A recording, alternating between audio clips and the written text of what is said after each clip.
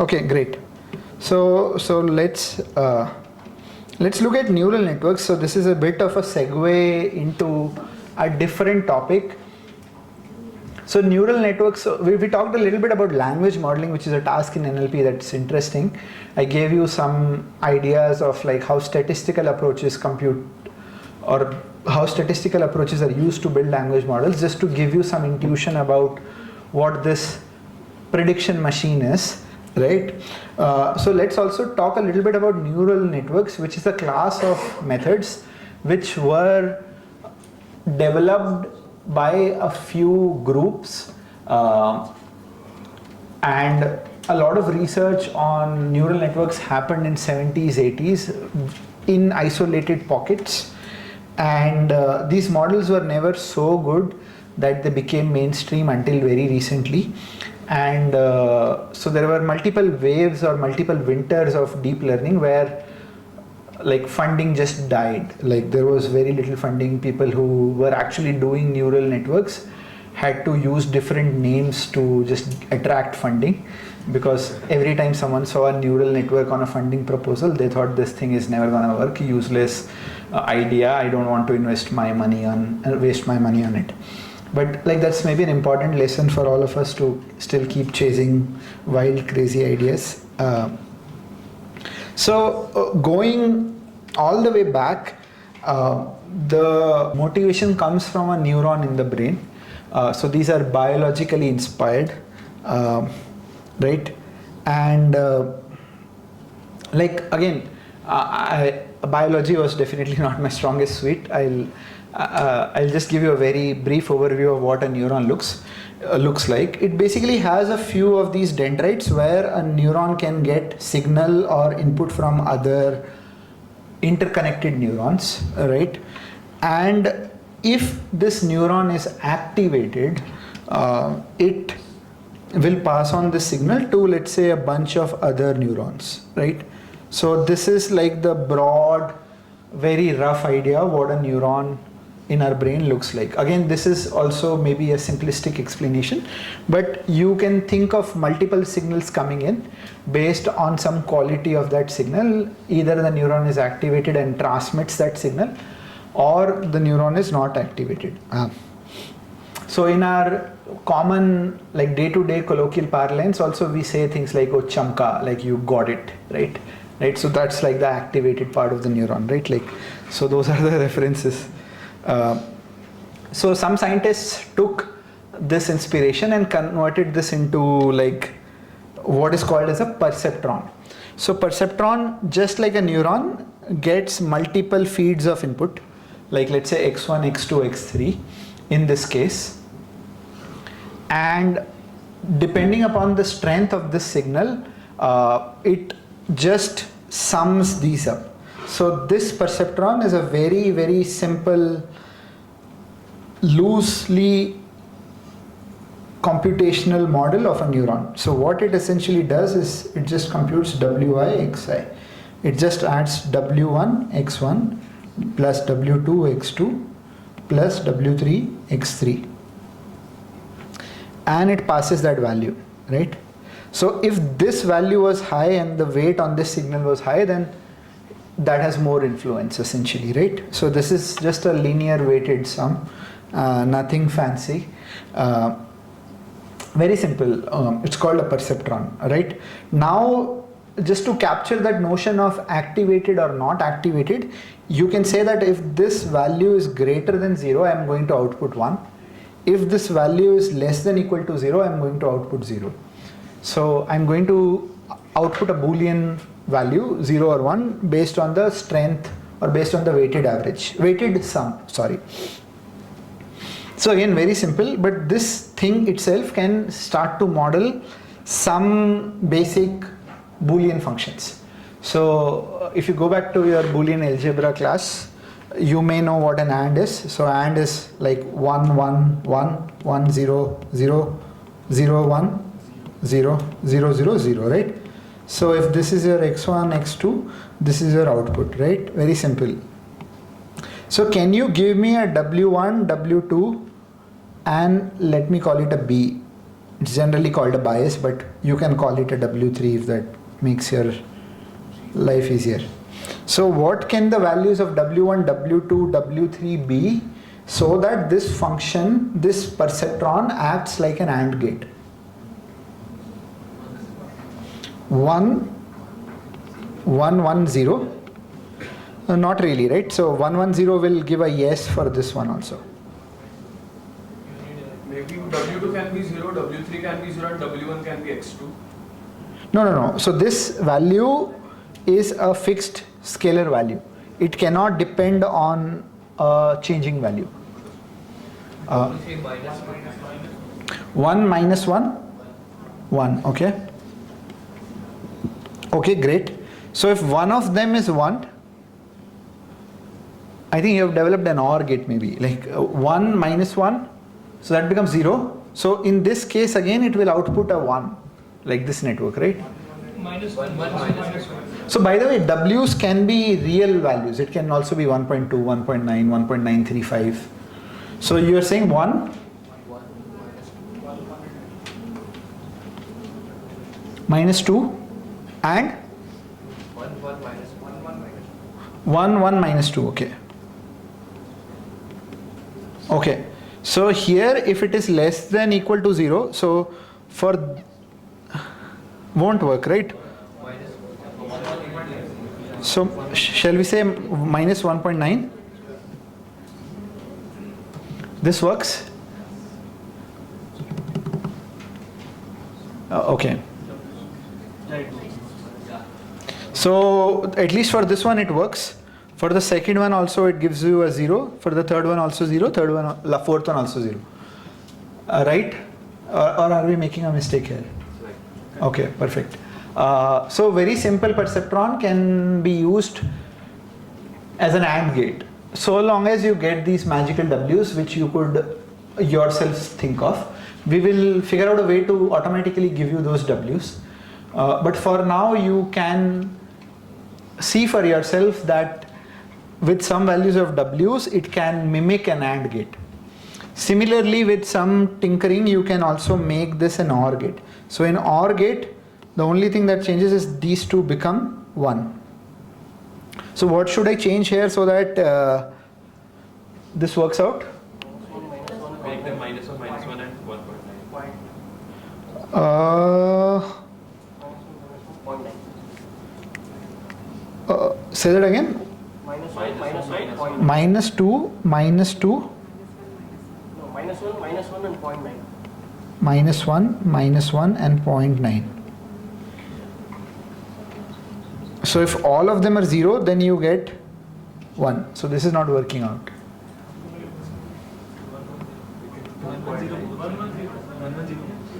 1, 1, 0. Okay, great. So if both of them are 1, this is good. One of them is good, this is good. If both of them are 0, then this gives you a 0. Okay, perfect. 1, 1, 0 works, right? There are many values that work, right? For instance, 1, 1 minus 0.5 might also work, right? So a lot of values work, but this is quite easy. You can develop and use this as a OR gate. So what about this function XOR?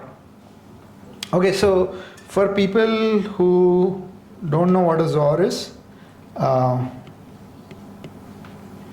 you can imagine that this is a function where, let's say you get 1 if the values are the same, but a 0 if the values are different.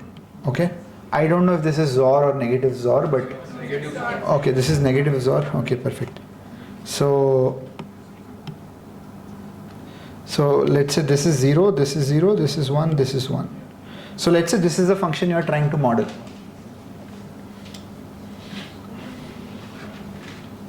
1 minus 1000. 1 minus 1000. So for the first one this works, for the last one this works, for the second one this does not work. Okay, for the second one it works, right? Second one it won't. 1 minus 1 plus 1000. So this will become greater than. Okay, wait. For this value itself, it does not work, right? Yeah. First one, it does not work.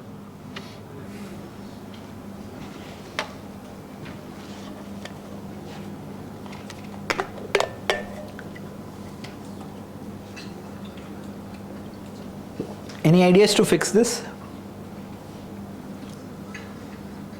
Can it be done? Yeah, great question. So before you think about how to solve, you should think, can it be solved? So people who are maybe thinking a little bit about this form, this is a linear weighted sum, right? So whenever you are thinking of Wixi greater than equal to 0, if this is your decision boundary, then by default this is a linear function over your inputs. But if you actually look at XOR, this is the XOR, this is not linearly separable. I cannot, like here I can draw a line to separate OR gate, here I can draw a line to separate an AND gate. I cannot draw a single line to separate the XOR outputs. This is not a line, right?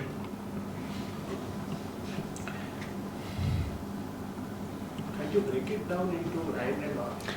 Yeah. So okay. So now you're thinking ahead. Nice. So single perceptron cannot do XOR.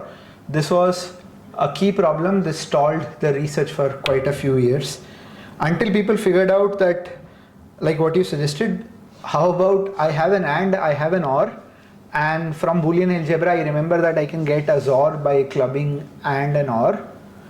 So how about I have three perceptrons, perceptron number 1, perceptron number 2, and the output of these two perceptrons as inputs to my third perceptron, right? So this is like some clever placing of perceptrons where the third perceptron is receiving inputs from the outputs of the first and the second perceptron. And turns out you can do this. Turns out you can use this three perceptron arrangement to model XOR.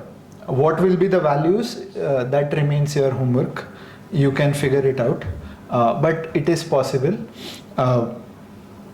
But one insight is, like, maybe you remember this from your Boolean algebra class, that XOR can be written as a function of AND and OR gates.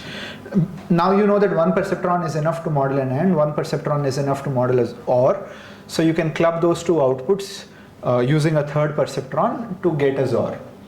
So this system is called a multi-perceptron system, or if you were to like go crazy and have multiple perceptrons with multiple inputs throwing outputs to multiple other perceptrons, you can call that as multi-layer perceptron.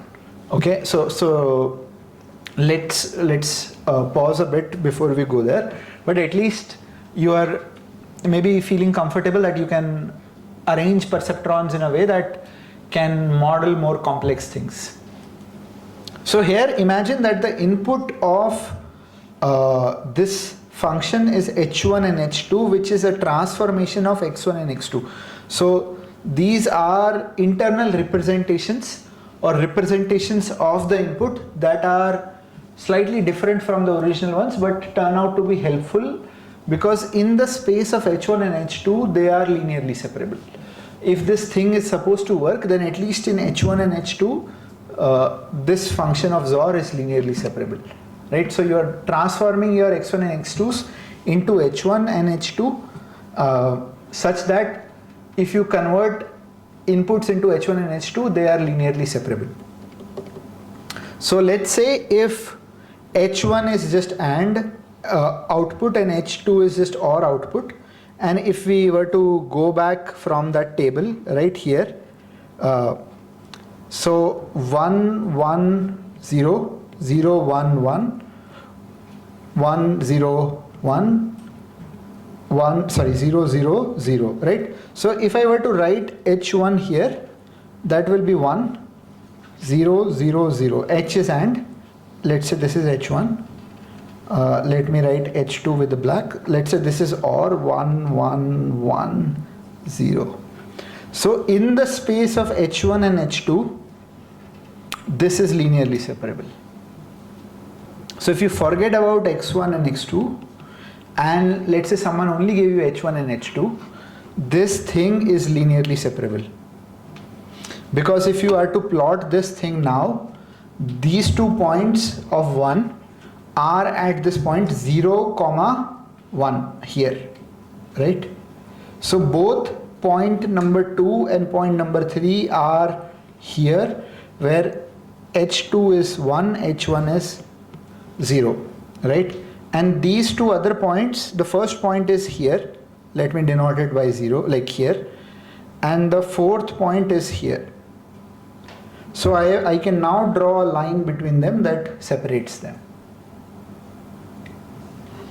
So this might seem very simple, but I have been able to convert x1 and x2 into more useful representations that make this problem linearly separable.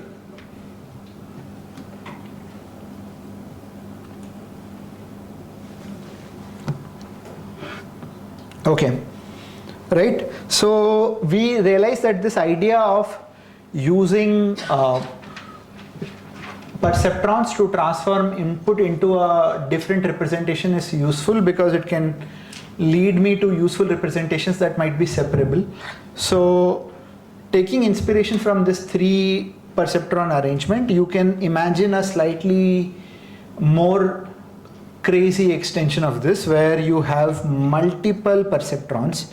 So you have n1 number of perceptrons and n0 number of inputs that are coming to this particular set of perceptrons. So let's say this h1 gets x1, x2, x3, xn, and this also the first input plus 1. So this is like one perceptron. This is the second perceptron and so on. And the outputs of these perceptrons are now inputs to a next layer of perceptrons. So there we had only 2 layers. The first layer were 2 perceptrons. The second layer was just 1. Here you can arbitrarily scale this and say I'm going to have n1 perceptrons in the first layer, n2 perceptrons in the second layer. And this becomes a 2-layered feed forward network. It's only moving left to right. All the computations are going from left to right. So it's called a feed forward layer network. What is that plus 1 and b? So, okay. So you can ignore this if you like, but in a lot of neural network pedagogical material, like they will typically have a bias term. So if your inputs were only x, your functions are only weights over x, then all the decision boundaries will pass through the origin, right? So just to offset this, you have something like plus 1 as an artificial input to which there is a bias. It's another weight, but it's called a bias, which ensures that you don't necessarily have to have a decision boundary that passes through the origin.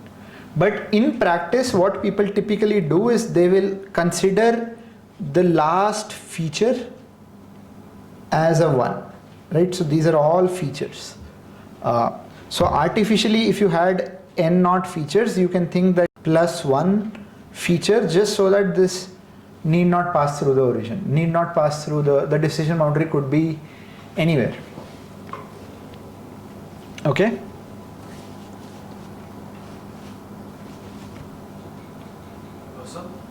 So is it always possible that if the decision boundary is non-linear with respect to x1 and x2, I can always transfer it into some space where that decision boundary becomes linear without using activation function? Yeah, that's a good question. So without using what is called as an activation function, this whole thing can be still linear. So one thing that here we are trying to do is we are clipping this and saying that values above a certain point is 1, below a certain point are 0. So I'm introducing a non-linearity because of this thresholding. But there are more smoother ways of introducing a nonlinearity. So there are a bunch of what is called as activation functions. You can look it up, like tan h ReLU, which look at all the outputs and will pass the output. So before you get this h, so this h will typically be, let's say, tan h, which is another function of wx plus, right? So this is all, like, you can write this in a matrix format. Again, if you are not comfortable with linear algebra, don't worry about it. It's just the summation written in the matrix notation. And this is just tan h, which is a function that is a nonlinear function. Similarly, a popular other function is called ReLU, rectified linear unit. This is what it looks like. So everywhere below 0 it is 0. Everywhere after 0, like this is the 0 point, it's y equal to x if x is greater than 0. So technically we can model XOR with different activation functions. Yeah, technically you can have multiple activation functions. You can train a 3 perceptron system with, let's say, ReLU or other things and model XOR. Yeah, you can also analytically by hand write those values also, if you think about it. Yeah. Okay, so this is like, I am making a few leaps of faith here by saying that a perceptron was just good to do basic things. Outputs of those are transformed versions of input, which can be fed to multiple other perceptrons, and just by increasing the number of perceptrons in number and in like layers, I am able to model more complicated things. Like XOR was a lot more complicated than AND, just so I needed 2 layers. But if you are thinking vision and if you have to recognize a face, maybe the first few layers model simpler things like edges or simple lines. But the next few layers will have compositions of them, like it will start to have, let's say, rounded stuff or a blueprint of an eye if you go up. So as you increase more layers, the level of abstraction increases because it's a more complicated transformation of pre-existing layers. Again, like, this is very, very hand wavy, just to give you an intuition. Yeah, but there are some results which show that some of these models can be a universal approximator. Under some assumptions, they can approximate a wide variety of functions. But again, like, we will not go there in this course. Output layer which you are showing, it can act as another hidden layer. Yes, you can potentially say that this output layer can act as another hidden layer for maybe a third layer. So you can take the outputs of a 2-layered feed-forward network and make it a 3-layered feed-forward network. No, but like here in hidden layer you are inputting 1 also to all the x, but in the output layer you are not inputting. Yeah. So this one business, you can forget about it by assuming that right when you have the features, you are adding one more dimension, which is 1. So that is only needed at the very first time. It's not needed after that. It is not needed for that. So you need to mathematically write this down to like get a sense, because once you have added a bias term here, that bias term is a function, like this bias term is in the output of this, right? This output is a function of that bias term. So it need not pass through the origin just by virtue of adding a bias term here, just by adding 1 as a feature here. So you don't need to do that repeatedly at all the layers. Okay. Cool. So this is like just basics of neural networks that we're going through. So in neural networks, you will also see often people saying, oh, this is my computational graph. I'm doing a forward pass. What does that mean? So you can write these calculations as a graph, right? So even something as simple as a function of ABC, let's say C is equal to A plus 2B, can be written down in this way, right? Let's say C is an input that directly comes here. So if there are questions, just ask me rather than maybe asking each other.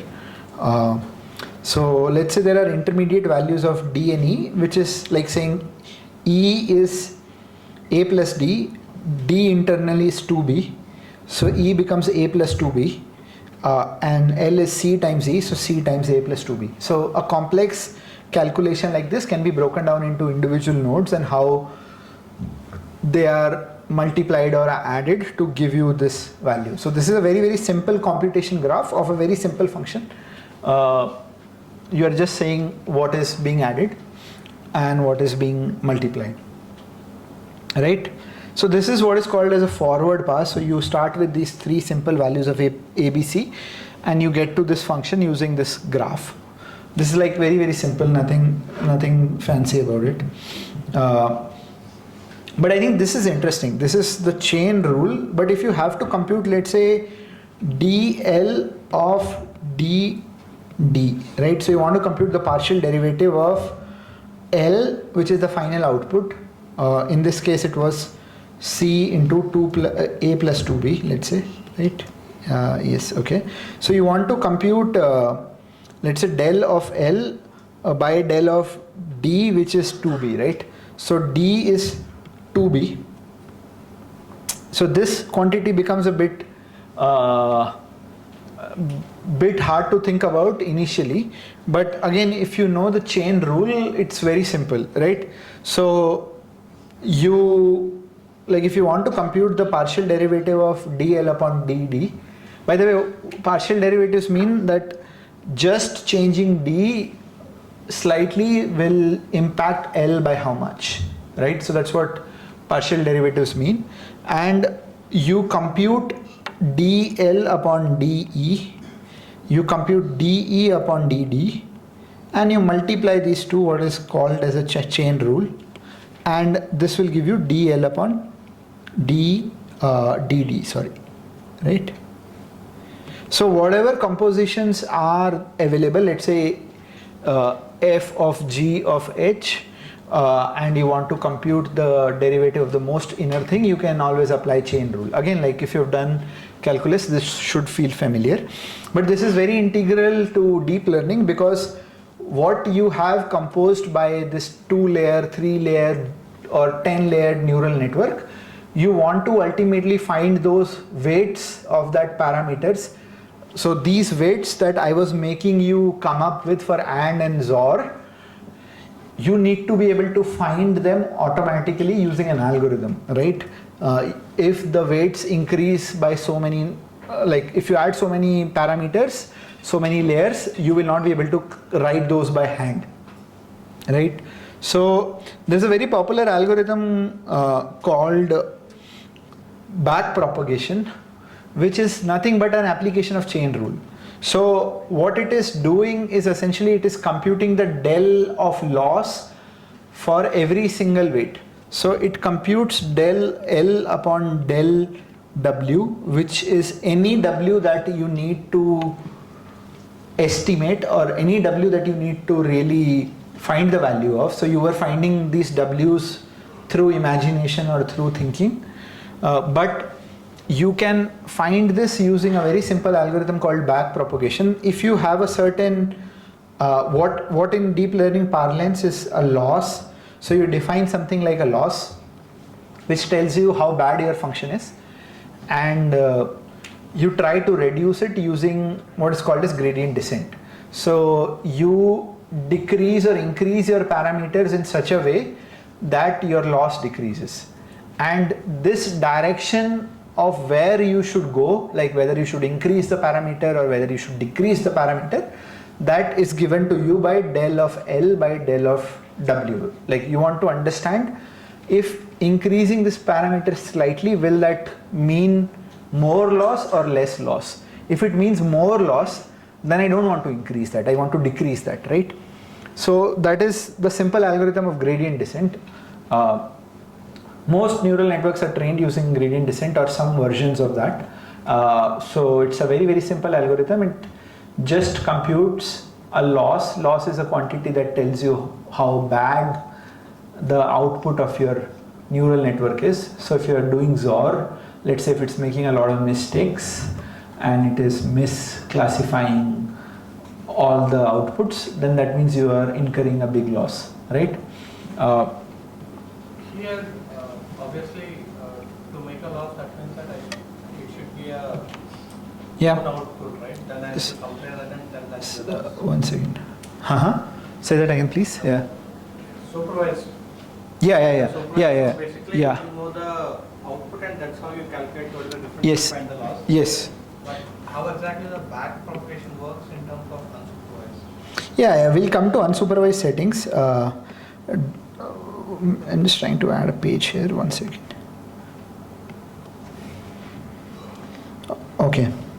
Right. So basically, like, you can think of a loss which is a function of all the W's. Let's say there are 10 W's, and let's say there are some bias terms, B1 to, let's say, BK. Like, let's say this is your loss is a function of this, and it is computed on data, right? So you have a lot of X, Y pairs. So if you want to use this neural network to do classification or whatever tasks, you will typically have the input and a correct output. So a loss function will be like, writing this a bit more technically, it will be a function of X, Y, and all these parameters. Let's call this W and B, right? And based on some data set, based on the mistakes you are making on the data set, you will have a loss value, and you will compute dl upon dw or dl upon db based on the loss you have, and you will very, very slowly update your w's in the direction that decreases the loss, right? So if my dl by dw is positive, right, which means that by increasing w I am adding more loss, then I should not increase the w, right? I should decrease it, right? So this is the equation that is used to update all the parameters. But this algorithm is called gradient descent. You might have heard of it in some form or the other. Like, the optimization bit is not super interesting these days, because most architectures are optimized by one version of gradient descent, like a optimization algorithm that's built, that's a variant of gradients and like some advanced form of, let's say, gradient descent. But that's like the key idea. Yeah. How do you decide the first W1, first values for W1 to W? Yeah. So that's a great question. Like, where do you start, right? So maybe the most simple answer for this course is you start randomly. So you start with parameters that look like junk. They will give you outputs that are junk, but your loss is the guiding signal that will tell you that, okay, there is a lot of error. You are not matching the outputs that you are supposed to match, right? And you will update your parameters so as to decrease your loss. So when you decrease your loss, that means you're matching some values to the outputs. As you train more, as you update more, you will at least be able to get a very, very low training loss, which means at least on the training examples, you are getting all the correct answers. For all the X's, you are matching the Y's that somebody gave you. So X could be, let's say, movie reviews, and Y could be, let's say, the sentiment associated with it, if you're doing text classification. So there's a question back there, yeah? It has been always suggested that the W vector should be always a random vector. To begin with, yes. It is always suggested an average vector, and it works also. Why not, it has been theoretically studied and not proven that maybe a prior based on a business can be used so that we can converge quickly, or even we can fix a hurdle? Yeah. Such a study, is there a study like this? Yeah, so there are some rule of thumbs, like there are some papers, like there's a Xavier's initialization. So if you were a researcher in 2014 or 15, you could have an initialization based on your surname, based on some idea of what is a good set of initial parameters. Again, those are also random, but they are within a range random. They're not like absolutely random.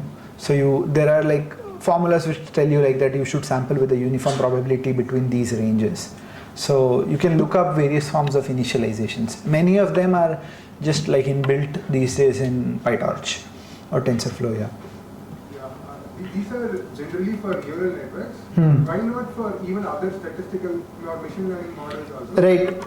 So in statistical models like let's say n-gram models, we did not need random parameters to start with because we could directly estimate by looking at some basic statistics on a corpus.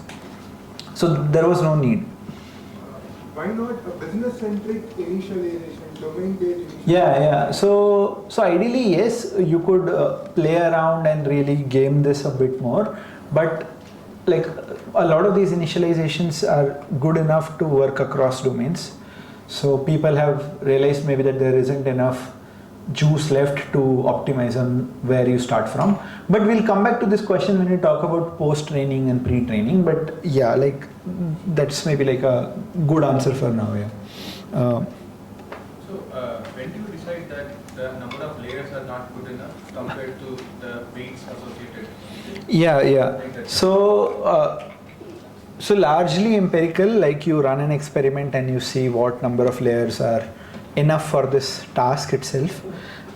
Generally, deeper layers mean more abstraction, like it can capture more abstract features, but it's also a budget constraint mostly. Like you may want more layers, but you don't have expensive GPUs that can load that many layers. So to give you an example, let's say the 2017 had 12 to 24 layers. GPT-4 on the other hand has thousands of layers. So it's not really like how much layers are needed, it's more like how much layers can I pay for, right? What meant is that if the way you compute W, the number of times you go through with the same number of networks, same number of depth, and compute W, you'll get some value. Yeah. And you'll have a large version. Yeah. So do you keep going ahead and keep trying to reduce the loss by decomputing W more and more? Right. Or you add one more layer and say, fine, okay. Right. One layer will solve. So if you go here, right, this W's is different from this weights. So this is a W, this is a U. So all the weights that are coming to this perceptron are different than, let's say, weights associated with this perceptron. So you are not reusing weights. Each. Not that, but let's say that you decided that W is fine. I will write one more layer which you can transpose W into something else. Yeah. And then use it from there. Yeah. So I'll keep pushing it, keep adding more layers to offset the issue that I have with W in the first place. So you are saying, can I balance a poorer initialization with more layers? More layers, yes. Like possible, but I think that's not how people generally think of these two design choices. So people know for a fact that these initializations are relatively reasonable, and the choice of how many layers to add is largely a function of how complicated the task is, how much data I have, and how much compute budget I have to like really extend the size of my architecture. But when do you stop the training process in terms So- of W? So basically, that's a good question. So typically your training curves would go like this. It will keep decreasing because you're always updating in the negative direction of the loss. So you will keep getting a lower and a lower loss. But it might happen that you are so like specifically in a fragile way just updating to suit the needs of the training data. So what people typically also have is another data set, what they call as a validation set, where you will have a loss that goes something like this. So this would be an ideal stopping point. So this is a point where you say that, okay, I am no longer seeing drops in my validation loss. So this is a good point to stop. All right, so that's one way to do it. Sir, you talked about the number of layers. What about the number of nodes in a given? Yeah. So that is also what is called as a hyperparameter. So you will experiment with what is a reasonable size. There is some intuition on what is good, what is bad. It will, I think we'll get into that. But yeah, that is also largely a concern about how much parameters are you capable of holding in your GPU. Yeah. Like the This one second, yeah. You said nodes are hyperparameter. Yeah, so like how many, like here, right? How many perceptrons to have? Like what is the value of N1? I don't know, right? Could be 100, could be 1000, could be 10,000, right? So, and if I have 10,000 values, that would mean those n naught plus 1 features now also are inputted to more nodes, which will mean more parameters.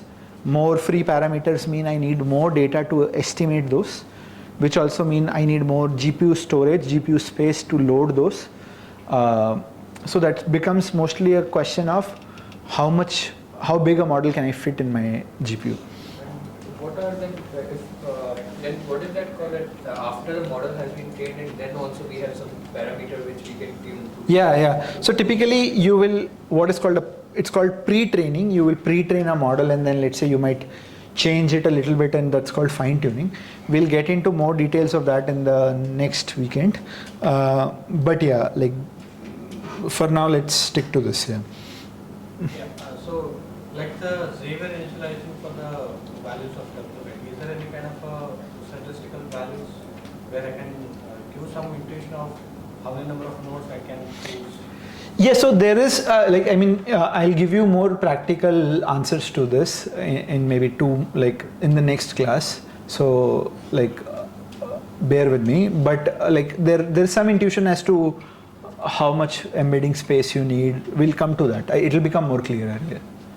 Are there any studies on the geometrical interpretations of this? Yeah. Are they similar? Are they different? What is similar? W and Yeah, okay. So there are lots of studies on geometrical interpretations of weights and what do they mean.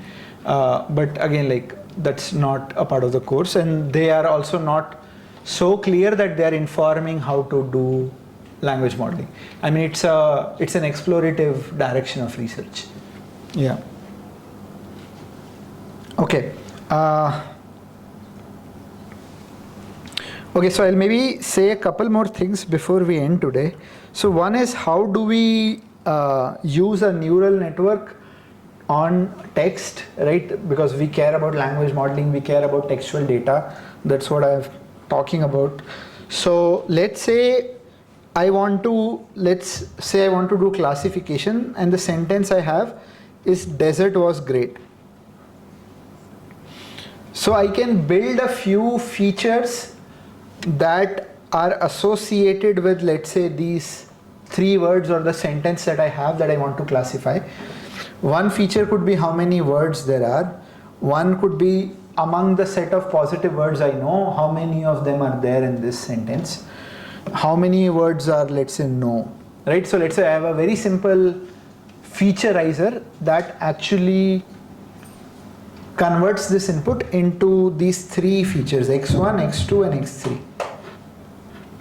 Once I have a piece of text down to a few numbers, I have featureized it, I have converted it into real values, then it is compatible with a neural network, right? You can use that as features and pass that to the first hidden layer, then the second hidden layer, and so on, right? So if we go into a bit more detail, let's say we have 3 features here, right?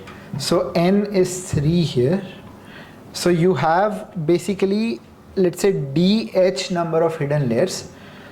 So you need dh cross 3 weights. For every neuron you need 3 weights because there are 3 features that are coming in, right? And so that is your first set of weights. And now you have, let's say, dh number of hidden units. These are this is the intermediate layer, so it's called the hidden layer. And now this goes into, let's say, 3 outputs. You are predicting whether it's a positive class, a negative class, or a neutral class. So this dh cross 1 is transformed into a 3 cross dh. So you do UH, this is the matrix multiplication, and that gives you a 3 cross 1. So you get these 3 real values out by just doing these multiplications. So you do Wx, some non-linearity, let me just call it f, that gives you h, okay? Then you do u of h to give you y.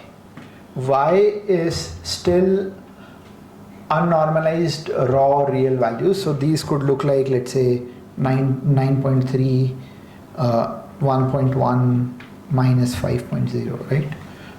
Because you started randomly, they can look very random. Now, there is a standard trick in deep learning to convert a real vector into a set of probabilities. It is called softmax. Okay, so softmax basically does something very simple. It exponentiates every single value and divides by the sum of all the exponents, right? So I will exponentiate e to the power minus 3.2 and I'll write this down. And now, just so that it sums to 1, because I want to convert this into a probability vector, if I have 3 classes and I'm, let's say, 9.1, 5.5 and minus 10, I will apply this formula and I will get something like, let's say, 0.9, 0.07, 0.03. So it will, let's say, sum to 1. Maybe a more concrete example is, let's say, if I have 162, this is the output I will get by applying this formula. This is a very, very standard formula called softmax. It does not change the max, if you can see, right? So 162, the second guy was the highest. In the formula on the right, the second guy is the highest. So if you were leaning towards, let's say, a negative class here, that does not change, right? Because you are just exponentiating it. So you can imagine why this name came into existence, right? It's a soft way to take a max, essentially. So softmax. It's a way to convert any real vector into a probability vector, right? So this is something you will typically do towards the very end of a neural network. So let's say we were here, we had gotten these values of 9.3, 1.1 and minus 5.0. You will exponentiate each and normalize to get some probabilities. Let's say you get 0.6, 0.3, 0.1. Okay. Now, one second. Now, you realize that this sentence was positive. And my model is saying that it is positive, but only with 0.6% chance. So you will say, I will add a loss, which is the negative log likelihood of this sentence being classified as positive. So I'm going to say what the negative log of the positive class given this input, right? So negative log likelihood. So forget the negative, forget the log. You just want to, let's say, increase this positive term. You want to make this higher. You want the model to be more confident rather than just saying 60%. This is a very simple example. It should say maybe 99%. So you will penalize this network and say, this is not good enough. Give me better weights so that I have a much higher probability of saying positive. So log is generally used with probabilities and multiplicative terms purely for underflow reasons. You don't want to multiply very, very small values. Computers are not very good at it. There are underflow issues. You might have learnt about this in a programming class. And so you just compute logs. Logs are convenient from that perspective. They will never underflow, and instead of multiplication you add. So if you're doing multiplication of terms in log space you add those, right? So you want to maximize this probability or maximize this log, or you can say I want to minimize the loss. Like loss by terminology itself seems like something negative. You want that to be less. Like if you're betting on Dream 11 for tomorrow's game, you want your loss to be less, right? So you want to minimize it, so that's why there is a negative sign here, right? So typically that's the objective, negative log likelihood of the correct class given the input, right? So this is going to be your loss because it was a positive sentence. If it was a negative sentence, you will say that loss is negative log likelihood of the negative sentence. So you want to basically, so this will, remember, only be 0 when this term is 1, right? So as this term tends to 1 or goes closer and closer to 1, it will never be 1 because of the softmax, right? But it can be very, very close to 1. But as it becomes very, very close to 1, this value will go down to 0. So for your network to actually, so you will keep punishing your network until it says P of positive value is 0.99999, right? So that's when your loss will actually be very low for just this example. Similarly, you will have another example which says that maybe the coffee was terrible, right? So because of the word terrible, you want that to be a negative sentiment. So you will keep updating your W's and U's until you get a very low loss on that example. And similarly, there are thousands and thousands of examples that you want to train your model on and adjust your W's and U's on so as to be able to get a low loss. This is what we mean by training a neural network, right? You are essentially adjusting the parameters of a neural network so as to get a low loss, which also means so as to correctly classify a set of examples, right? Any questions about this? During the input, in normal and then we flatten it out the input, right? Yeah, so there are lots. Don't we apply the same technique at the end because your softmax also do the same, right? So when we have what do you mean by flattening the input?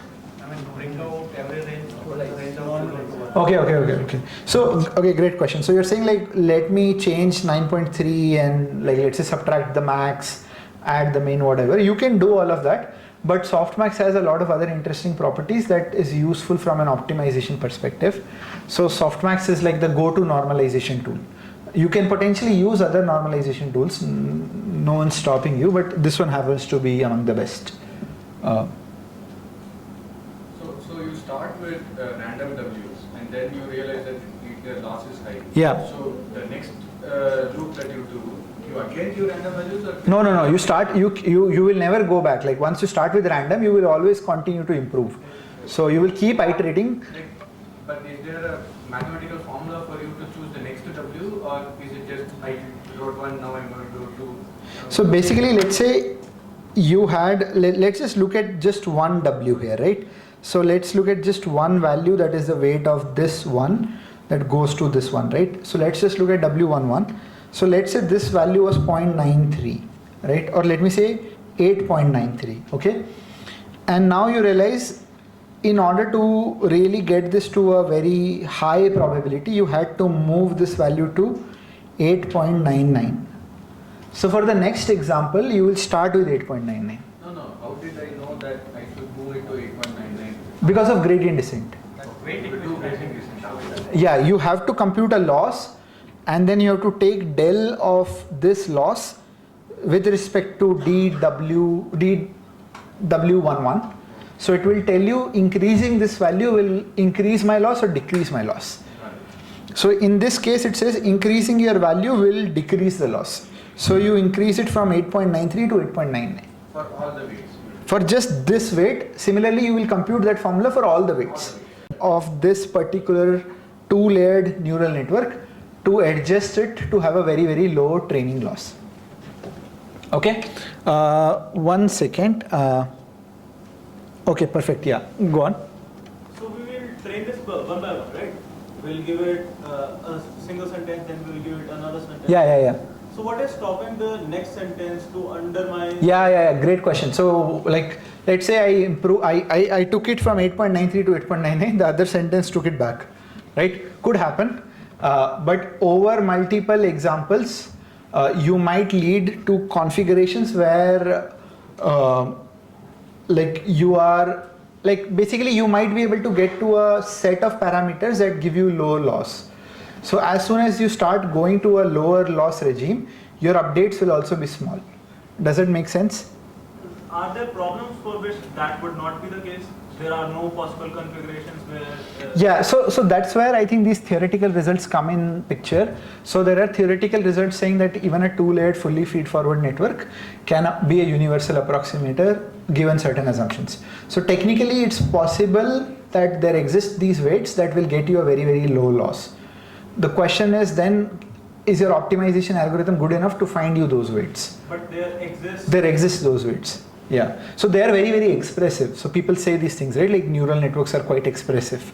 That is what they mean by this, that you can represent a very wide variety of functions using simple neural networks. with just 2 layers. With just 2 layers with infinite number of nodes. So that result is very theoretical in nature.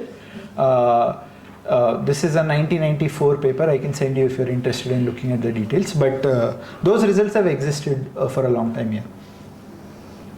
Can it happen that the loss doesn't converge after training for lots and lots of iterations? So, great question. So it can happen that the loss does not converge. So there are some tricks in deep learning to do that. One is like you, instead of saying that I'm going to just subtract this, there's typically an alpha here which is saying what is the step size of my movement, right? Am I going to like really like subtract the entirety of it or like a small portion of it? So you can play around with this to see whether that helps your convergence. So sometimes you might be making baby steps. In that case, you need to increase your alpha, or you might be making so many big steps that your loss is increasing. In that case, you need to decrease your alpha. So what alphas work is a hyperparameter. So that's something you have to play with. Yeah. So another part of the question is, so sometimes like you demonstrated a text classification problem here. Sometimes, I mean, in terms of competitions, they look for F1 score. Yeah. So instead of loss, if we optimize on the F1. Yeah, so great question. So one thing is like you need to be able to compute this value of dl upon dw. Turns out F1 score is not differentiable, right? So it is a very weird quantity. It's not differentiable. But how can I guarantee that minimizing this loss will give me the... Yeah, so one thing you can see is that if you take this number very, very, very close to 1, which this loss promotes, ultimately you are also deciding your decision based on what is the highest of these 3 options, right? So if this is 1, this is 0, this is 0, then the highest is also correct.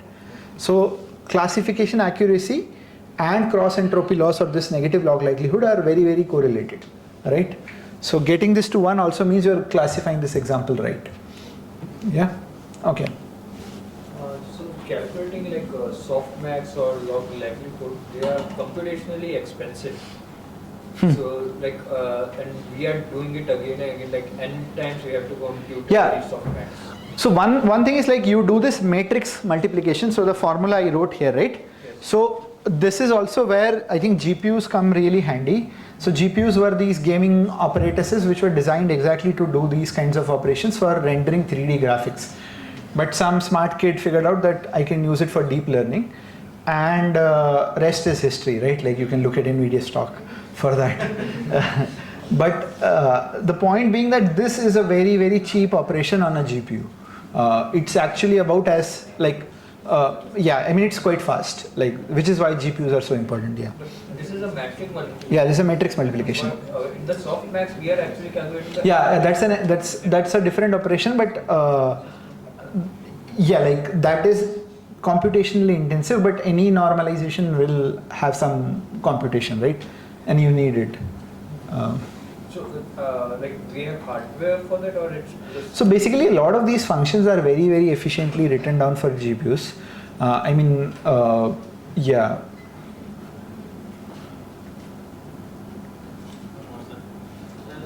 So we are applying gradient descent to train our model. Yes. So what is, so we can get stuck in local minima, right? Yeah. So how do we... So great question. So these are maybe not convex functions and all of that. So I mean that's a great question for an optimization class, but often it turns out that these local minimas are okay. Like they're good enough. They will still give you a good accuracy on a held out set. Yeah.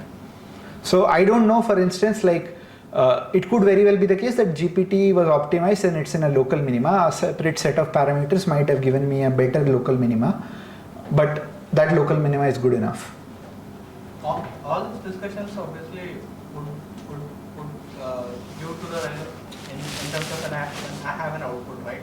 So how do I figure out for a non-output? Yeah. So we will come to that. So far I have only discussed what is a loss when I know what is the correct answer. Only then I can say that okay, this is not as good as what I want, so there is a loss that I have to incur. But when there is no output, what to do, I will go to it in the next class. So this is, I think, a good point to stop, and we will cover a bit more about feed forward architectures and then move to RNNs and transformers. So I'll stop here, but happy to take questions.